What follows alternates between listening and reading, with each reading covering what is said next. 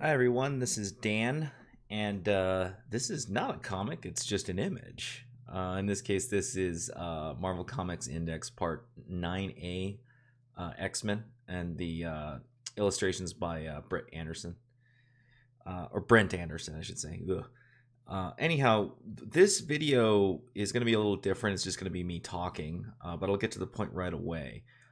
In X-Men Omnibus Volume 3, there is a fantastic uh, essay called Character and Conflict by Louise Simonson.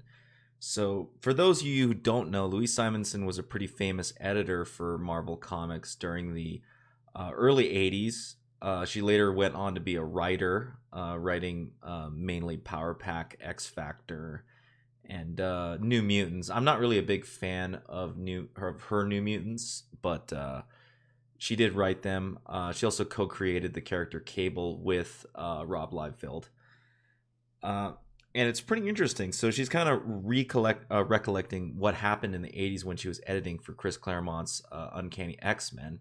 And the name of the video is, Character and Conflict, which is the name of her essay, the legacy of the old Uncanny X-Men.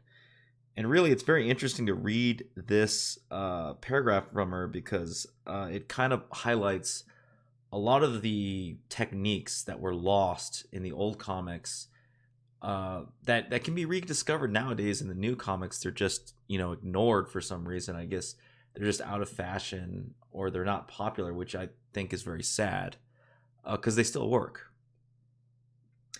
So, getting into, I guess, the key points that I wanted to bring up. And let's see, one paragraph that she has here. The essence of Chris Claremont's X-Men run was character and conflict, with emphasis on character. It's kind of interesting to hear that, right? Conflict is always usually associated with Western literature, right? Most of Western literature is conflict-based. It's about the conflict driving the plot. You have all the dramatic structures of Western literature revolve around a central conflict.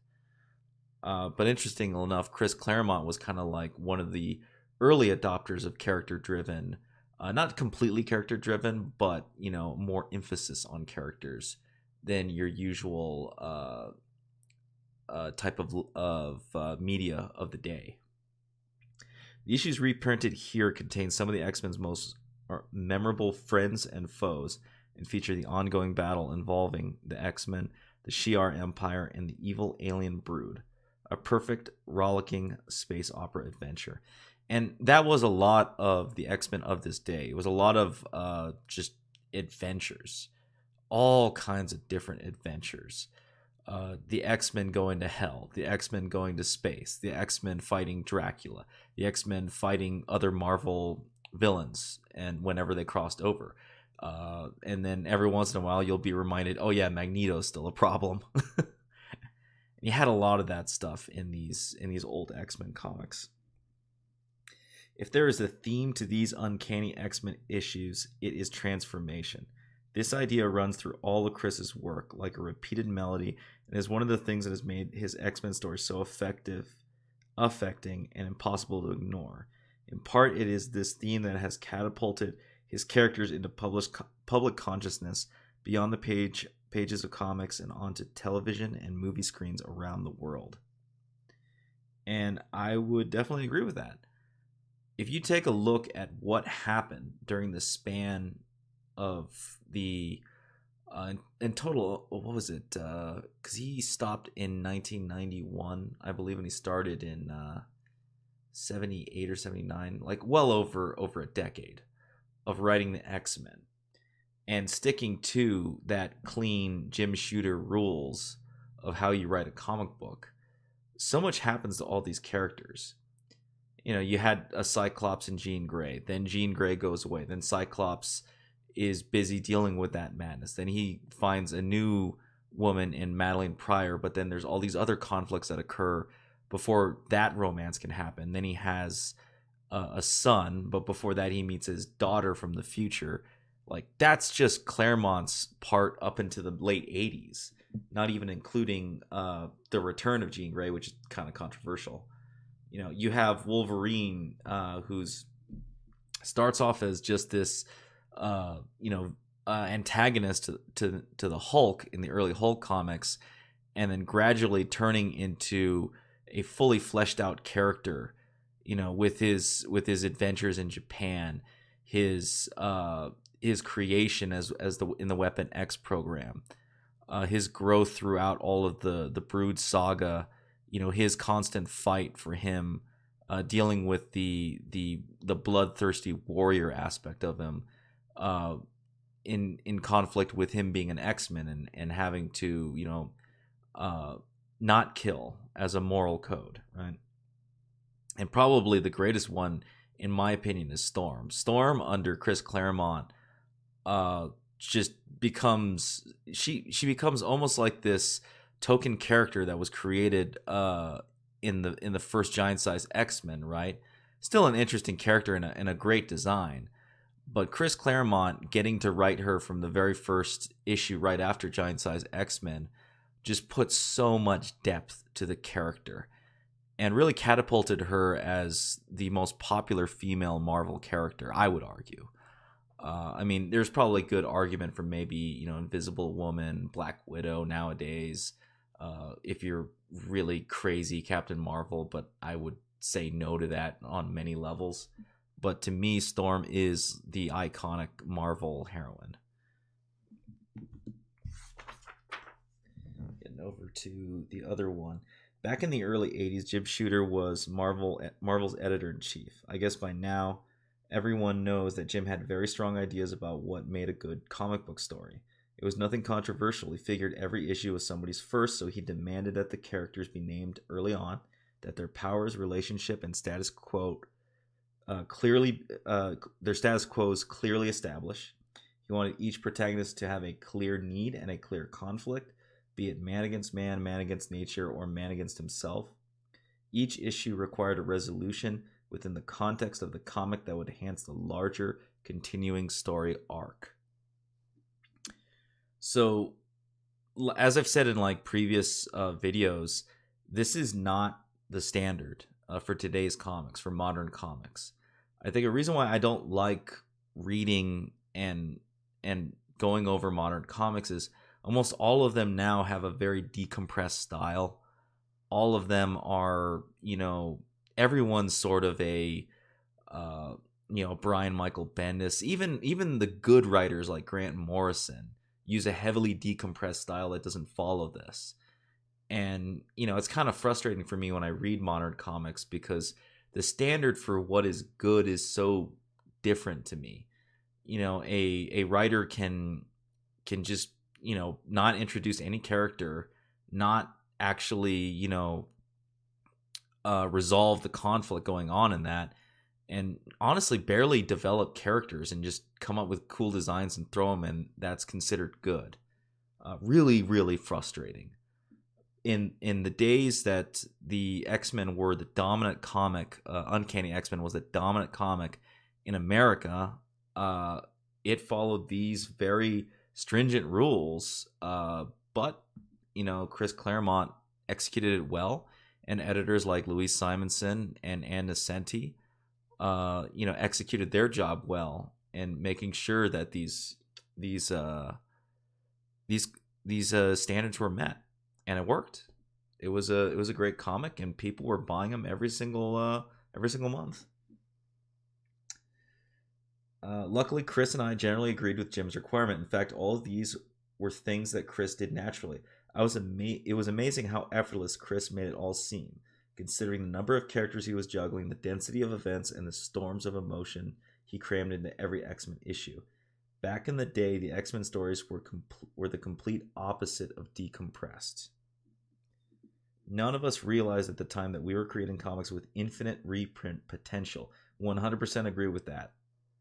It's the reason why they've reprinted these things many times. It's the reason why a lot of X-Men is chosen for True Believers reprint. It's the reason why these omnibuses and trade paperbacks still sell. We were just trying to tell the best stories we could think of and get them out on a monthly basis.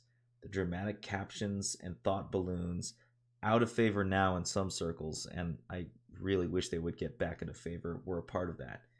They were there to explain, to establish facts, to infuse scenes with drama, and enhance the reader's overall experience. We had 22 pages every month to get the story told, and for the most part, we managed. Yeah, man. So lately I've noticed that there's a lot of people talking about the, need, or I guess you should say the value of art in a comic book, and that artists or art is being undervalued, and it should be the primary focus of a comic book. And I think your boy Zach did a video on this, and most people talk about it when they're talking about making a comic book. And I 100% agree that art is extremely important when you're talking about a visual medium like a comic book. But I kind of feel like we have to be a little careful because writing is still also extremely important. And it proves it. I mean, I think the X-Men is the ultimate example of what happens when you have very good writing and also very good editing. You can create this just freaking juggernaut. Historically, it was like nonstop. The X-Men were the highest selling, or some of the highest selling books ever, and they just kept selling over and over and over. All that time, the only constant was Chris Claremont. Even his editors changed, right? He went from Louise. He started with I think Louise Simonson in the early days, and then he went to Ann Nesenti, and then I forget who his editors were at the end. And even Jim Shooter moved on and went to Tom DeFalco, though a lot of Jim Shooter's philosophy stayed with Chris Claremont.